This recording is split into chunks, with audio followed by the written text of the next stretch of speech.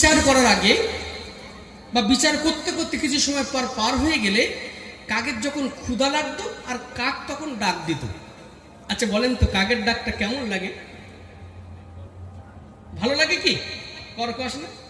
এ শোনা আব্বু কোথায় যাচ্ছ আব্বু?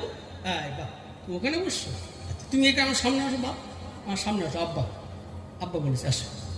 হ্যাঁ সামনে আটটার দিকে আসো, দেখি তোমাকে একটু, দেখি তোমার একটু এগিয়ে আসো, সামনে আসো না, চেয়ারের আড়ালে দেখতে পাচ্ছি না। সোনার চাঁদ মানিকের, হ্যাঁ তোমরা ভালো করে শোনো, এগুলো দরকার। তোমরা মাদ্রাসায় পড়েছো?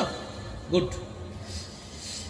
তো বাদশাহ হারুন আল রশিদ যখন সিংহাসনে বসে বিচার করতেন, আর এই কাকটা না যখন ক্ষুধা লাগতো ডাক দিত। আর কাকের ডাকটা কেমন লাগে? কর্কশ ডাক দিত। কেমন কাকের ডাক? কা কা কা, ডাকেন না ভাইরা আমার। কাক যখন কা কা করে কর্কশ ভাষায় ডাক দেয়, বাদশাহ হারুন আল রশিদ বলে, এই প্রহরীরা তোমরা কি দেখতে পাও না কাকের ক্ষুধা লেগেছে, কাককে খাবার খেতে দাও। দৌড়ে গিয়ে প্রহরীরা খাবার গুনলে কাককে যখন খাবারটা খেতে দিতে গেল, এইদিকে আছে খুব কি পাখি, কোকিল আছে না? আচ্ছা এরও তো ক্ষুধা লেগেছে। এই কাকের যখন খাবার দেখেছে, কাক যখন খাবার খাচ্ছে, এ যখন দেখেছে, এ ডাকবে না চুপ করে থাকবে? ডাকবে।